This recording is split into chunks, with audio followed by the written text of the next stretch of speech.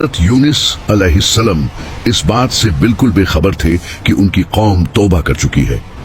वो तो यही समझ रहे थे कि बस्ती तबाह हो गई होगी या होने वाली है।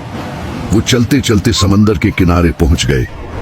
उन्हें मालूम नहीं था कि उनका इम्तिहान अभी खत्म नहीं हुआ बल्कि शुरू हुआ है।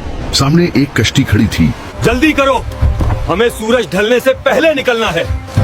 हजरत यूनुस अलैहिस्सलाम ने मलाहों से दरख्वास्त की, आइए बुजुर्गवान, हमारे पास जगह है, आप सवार हो जाएं।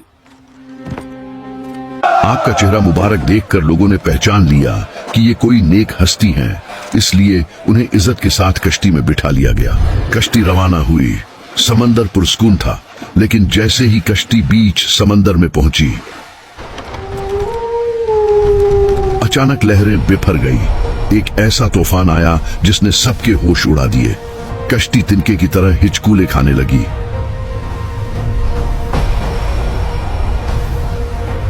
मलाह चिल्ला उठे कि कश्ती डूबने वाली है, बोझ ज्यादा है।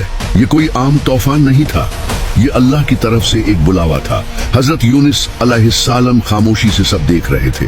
फिर मलाहों ने कहा, हम में से किसी एक को समंदर में कूदना पड़ेगा ताकि बाकी लोगों की जान बचा सके। लेकिन कुर्बानी कौन दे? फैसला हुआ कि कुरहा अंदाजी की जाए। जिसका नाम निकलेगा वो समंदर में जाएगा। पहली बार कुरहा डाला गया तो हजरत यूनुस अलैहिस्सलाम का नाम निकला। लोगों ने कहा, नहीं, ये तो बहुत नेक बुजुर्ग लगते हैं, हम उन्हें नहीं फेंक सकते। दोबारा कुरहा डालो। दोबारा नाम निकला, फिर यूनुस अलैहिस्सलाम का। तीसरी बार डाला गया तो फिर वही नाम। अब हजरत यूनुस अलैहिस्सलाम समझ गए कि ये तूफान, ये लहरें और ये कुरहा, ये सब अल्लाह का मंशा है। वो अपने रब की नाराजगी को भानप गए। उन्होंने अपने कपड़े समीटे और उस बिफरे हुए खौफनाक समंदर की तरफ देखा जहां मौत मुंह खोले खड़ी थी। और फिर बगैर किसी खौफ के उन्होंने गहरे समंदर में छलांग लगा दी। पानी के नीचे अल्लाह का एक बहुत बड़ा फौजी उनका इंतजार कर रहा था। उधर अल्लाह ने पानी के नीचे अपनी ग्रीन वहील बड़ी मछली को ऑर्डर जारी कर दिया। हुक्म बहुत सख्त और वाजिह था। ये मछली यूनुस को निगल ले, लेकिन खबरदार, न तो उसकी कोई हड्डी तोड़ना और न ही उसके गोशत को खरूंच पहुंचाना। ये तेरा रिज़्क नहीं है, ये तेरा मेहमान और मेरा कैदी है। उन्होंने सिर्फ अल्लाह की तारीफ की और अपनी गलती मान ली। ये दुआ इतनी ताकतवर थी कि उसने आसमानों का सीना चीर दिया। अल्लाह तो बस इस इकरार का मुंतजिर था। तौबा का दरवाजा खुल चुका था। कैद का वक्त खत्म हो चुका था। अल्लाह ने मछली को हुक्म दिया कि मेरे बंदे को साहिल पर उगल दे।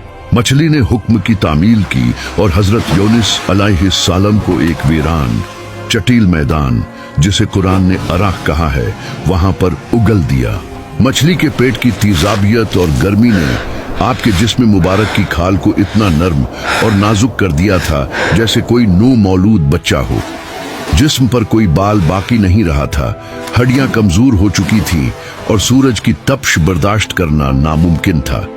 मुखियां और कीड़े मकोड़े ऐसे जख्मों पर भिनकते हैं जो तकलीफ को मजीद बढ़ा देते हैं।